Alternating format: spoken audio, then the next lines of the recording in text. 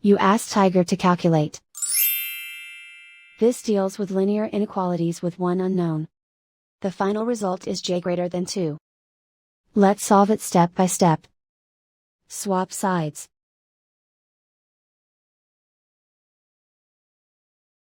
Group all constants on the right side of the inequality. Subtract 26 from both sides.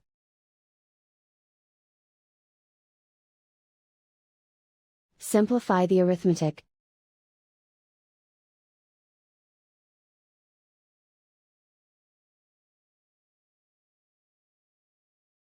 Isolate the j.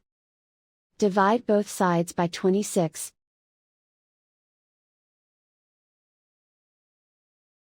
Simplify the fraction.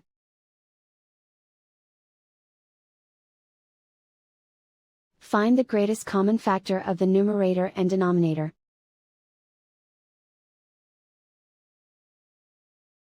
Factor out and cancel the greatest common factor.